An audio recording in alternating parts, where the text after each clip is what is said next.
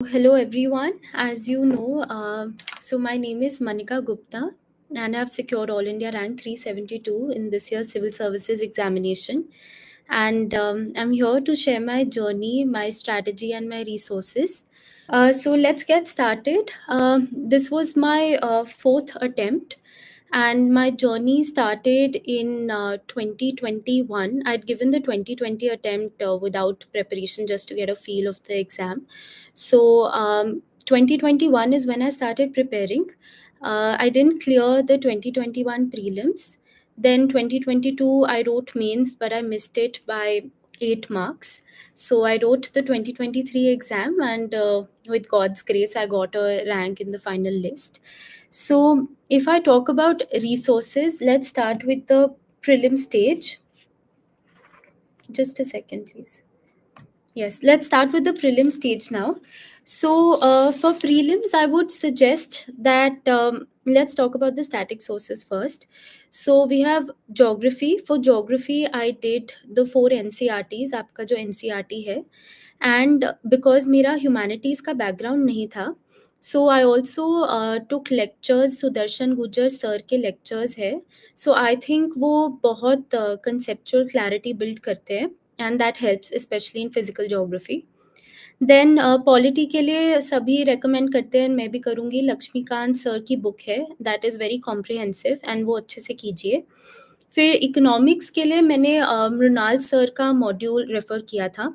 And क्योंकि मेरा economics का बैकग्राउंड था, मैंने उनके लेक्चर्स नहीं देखे थे. बट अगर आपको लगता है आपको कॉन्सेप्ट्स क्लियर नहीं हो रहे उनके मॉड्यूल से, तो उनके लेक्चर्स भी आप रेफ़र कर सकते हैं. फिर अगर हम हिस्ट्री पे आते हैं, तो हिस्ट्री में मॉडर्न हिस्ट्री के लिए मैंने सिर्फ स्पेक्ट्रम पढ़ी थी. मैंने ओल्ड एनसीईआरटी भी पढ़ी थी, दैट्स अ गुड रीड, आपको मेंस में थोड़ी हेल्प करती है, but you can skip that if you want. Spectrum can be your one stop solution for modern history. फिर एंशिएंट मिडीवल के लिए आई फील थोड़ा कॉस्ट बेनिफिट आपको करना पड़ता है, क्योंकि बहुत वास्ट है and it is anything they can ask. तो मैंने पहले तो ओल्ड एनसीईआरटीज़ करी थी, उसके थोड़े नोट्स बनाए थे. बट पर्सनली मुझे लगा सारी एनसीईआरटीज़ करना मेरे लिए थोड़ा मुश्किल हो रहा था. तो मुझे एक सोर्स जो बहुत ही क्रिस्प था, व्हिच वाज़ आपकी 11th ग्रेड की तमिलनाडु की एनसीईआरटी आती है for ancient and medieval. So ultimately मैंने उसको अपना सोर्स माना था एंड मैंने वो बहुत अच्छे से करी थी. सो मैंने कहा अगर इसमें से क्वेश्चन आ जाए, मेरा गलत नहीं होना चाहिए. Then for art and culture you can do the 11th grade का फाइन आर्ट्स का textbook NCERT. And Nitin Singhania के हम लिमिटेड चैप्टर्स करते हैं, like the first and the second chapters are important.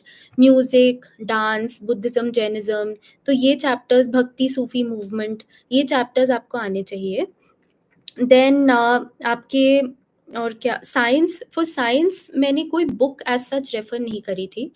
Science and environment के लिए मैंने एक और सोर्स जो किया था, दैट वाज शिवन सर के कोर्सेज आते हैं प्रीलिम्स के लिए, एंड वो मेंस के लिए भी पढ़ाते हैं, वो भी उनके नोट्स आप रेफर कर सकते हैं. सो साइंस एंड एनवायरनमेंट मैंने शिवन सर के नोट से ही किया था. और फिर मैपिंग के लिए मैंने दोबारा सुदर्शन गुजर सर की मैपिंग की सीरीज़ अटेंड करी थी, both for Indian geography and world mapping. आजकल ट्रेंड बदल रहा है, यूपीएससी के प्रीलिम्स के लिए वर्ल्ड मैपिंग बहुत पूछ रहे हैं. सो आई वुड रिकमेंड, आप उनकी प्लेलिस्ट यूट्यूब पे भी अवेलेबल है फॉर फ्री, तो आप वो देख लीजिए. तो वर्ल्ड मैपिंग मैंने वहाँ से करी थी. एंड एक बहुत ही इम्पॉर्टेंट पिलर रहता है प्रेपरेशन का, प्रीवियस ईयर क्वेश्चंस. तो मैंने भी वो किए थे, मैंने लास्ट 10 to 15 ईयर्स के करे थे. सो उसमें आई वुड सजेस्ट कि आप पीवाईक्यूज यूज़ करिए कंटेंट के लिए. एंड पैटर्न आपको थोड़ा समझ आ सकता है कि कहाँ से क्वेश्चंस पूछ रहे हैं. बट बहुत बार हम थोड़े वर्ड्स पे ज़्यादा फोकस करते हैं कि सम यूज़ किया है तो ठीक ही होगा. वो काफ़ी बार ठीक होता है, बट आई वुड रिकमेंड आप कंटेंट के लिए ज़्यादा करिए पीवाईक्यूज. सो मेरे को एक क्वेश्चन दिख रहा है कि पीवाईक्यूज कैसे एनालाइज करना चाहिए. सो आई वुड से आप उनको ऐसे एनालाइज करिए कि आपको समझ आए कहाँ कौन से चैप्टर्स पे ज़्यादा फोकस है. जैसे बुद्धिज्म, जैनिज्म हमेशा पूछते हैं. आजकल अब जैसे मैपिंग का ट्रेंड चल रहा है, तो आपको मैपिंग अच्छे से करके जानी चाहिए. फिर इकोनॉमिक्स का स्टैटिक पूछते हैं, पॉलिटी का स्टैटिक पूछते हैं. तो इन दोनों का स्टैटिक आपको अच्छे से आना चाहिए, ताकि इसमें से अगर कोई आसान सवाल हमारी नॉर्मल टेक्स्ट बुक से, जो हम स्टैंडर्ड टेक्स्ट बुक्स पढ़ते हैं, वहाँ से अगर आए, वो हमारा गलत नहीं होना चाहिए। सो ऐसे आप एनालाइज़ करिए, एंड कभी-कभार रेपिटिशन भी होती है। जैसे वायरसेस पे कोई स्टेटमेंट आई थी, वो रिपीट हुई थी कि, और जो कॉन्सेप्ट टेस्ट करा था वो ये था कि viruses can't be cultured in an artificial medium. तो वो दोबारा रिपीट हुआ था। तो कॉन्सेप्ट्स जो रिपीट हो रहे हैं, वो आपको आने चाहिए, एंड उसके उसके बाद आप बैकग्राउंड स्टडी उसकी कर सकते हैं, और जो क्वेश्चंस पूछे हैं।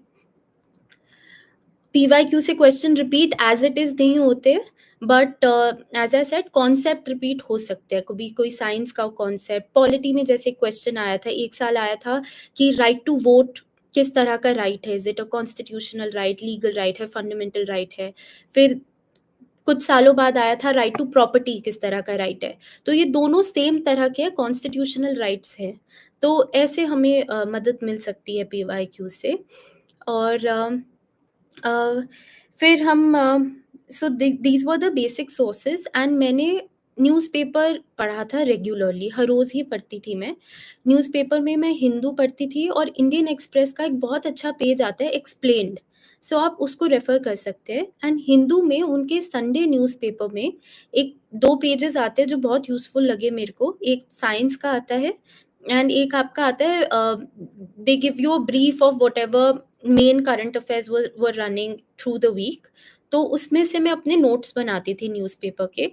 आप हैंड रिटन भी बना सकते हैं अगर आपको वो कंफर्टेबल है, अदरवाइज़ आप ऑनलाइन भी बना सकते हैं। It is totally upon you, please किसी को भी ब्लाइंडली आप मत फ़ॉलो कीजिए। आपका एंड गोल होना चाहिए कि आपका सारा मटेरियल कंसोलिडेट हो जाए और आपको याद रहे। तो उतना ही मटेरियल पढ़ें जितना आपको याद रहेगा, वरना उसको थोड़ा-सा पढ़ने का कोई फ़ायदा नहीं होगा एग्ज़ाम में। So this was it for prelims. If I talk about mocks, तो पर्सनली मैंने बहुत सारे मॉक्स नहीं दिए थे, क्योंकि मॉक्स का मेरे को लगता था कि उनका सॉल्यूशन भी बहुत लंबा 50-60 पेजेस का होता था, and that is again a lot of extra information. So वो मेरे को लगा कि मेरे लिए थोड़ा अनमैनेजेबल हो रहा है। तो मैंने लिमिटेड मॉक्स दिए थे, एंड बट मैंने उन मॉक्स को बहुत अच्छे से किया था। तो उनके आंसर्स मैंने बहुत अच्छे से पढ़ के उसके नोट्स बनाए थे, और उसको याद करने की कोशिश करी थी। एंड जब मुझे लगा कि मेरा और स्टैटिक कॉम्प्रोमाइज़ होगा, मैं और करंट अफेयर्स नहीं कर सकती, आई स्टॉप्ड। सो मैं न्यूज़पेपर पढ़ती थी, एंड स्टैटिक पे मेरा बहुत फ़ोकस था। So whoever's appearing for this year's prelims बिल्कुल आने वाला है। आई वुड सजेस्ट कि आप अपना स्टैटिक बहुत ज़्यादा स्ट्रॉन्ग करिए। अगर लक्ष्मीकांत से क्वेश्चन आएगा, वो आप नहीं गलत कर सकते, क्योंकि वही है कि सिर्फ 14-15,000 लोगों ने मेंस देना है, उतने लोगों को पता होगा वो question. So you can't miss the low hanging fruits. जो ज़्यादातर बच्चे ठीक करेंगे, वो आपका ठीक होना चाहिए। एंड अगर एंशिएंट मिडीवल का कोई सवाल आपको नहीं आता, तो ज़्यादातर बच्चों को नहीं आता होगा। एंड न्यूज़पेपर एक और वे में ऐसे हेल्प मुझे करा था कि मेरे को ये कॉन्फिडेंस आ गया था कि मैंने हर रोज़ न्यूज़पेपर पढ़ा है, so I am in touch with the current affairs. तो जब मैंने पेपर देखा, और अगर मुझे लग रहा है कि मेरे को नहीं आती ये करंट अफेयर्स, तो मुझे ये कॉन्फिडेंस आता था कि नहीं, अगर मुझे नहीं आती, तो मतलब पेपर शायद टफ बना है, क्योंकि रिलिजियसली मैंने न्यूज़पेपर और करंट अफेयर्स फॉलो करी है। तो that also helps you to understand कि आप उस दिन पे हॉल में कितने क्वेश्चंस अटेम्प्ट करें। आपको एक आइडिया लग जाएगा कि पेपर आसान आया है, मुश्किल आया है, क्योंकि हम बहुत बार सोचते हैं कि हमें कितना अटेम्प्ट करना चाहिए यहाँ पे। सो जैसे 2023 का प्रीलिम्स बहुत ट्रिकी था, तो जैसे ही मैंने पेपर खोला था, आई न्यू ये मुश्किल पेपर है, इसके कट ऑफ लो जाएगी। एंड वो थोड़ी आपको एग्ज़ाम हॉल में हिम्मत भी देता है कि कुछ नहीं होता, सबके लिए मुश्किल है, तो आप अपना बेस्ट दीजिए। सो इसलिए confidence is very important on your D day, and वो तभी आएगा जब आपको अपनी स्टैटिक सोर्सेस, और आपको ये कॉन्फिडेंस है कि हाँ, मैंने अच्छे से करंट अफेयर्स फॉलो करी है। So this is it for from my side. Prelims की स्ट्रैटेजी मेरी ये थी। एंड फिर अगर हम मेंस पे आते हैं, मेंस में GS1 में सोसाइटी के लिए मैंने एड सारथी का मटेरियल यूज़ किया था। उनका स्टैटिक सोसाइटी के नोट्स मैंने रेफ़र करे थे एंड करंट अफ़ेयर्स के लिए मैंने राउज़ की मैगज़ीन देखी थी। सो जस्ट अ डिस्क्लेमर, मैंने कोचिंग ऐसे एज़ सच कहीं से नहीं लिए as a foundation batch student, but मैंने डिफरेंट कोचिंग्स के डिफरेंट रिसोर्सेज़ यूज़ किए डिफरेंट सब्जेक्ट्स के लिए, so I will just tell you that. History के लिए मैंने कुछ एक्स्ट्रा नहीं करा था फॉर मेंस, मैंने स्पेक्ट्रम ही पढ़ी थी।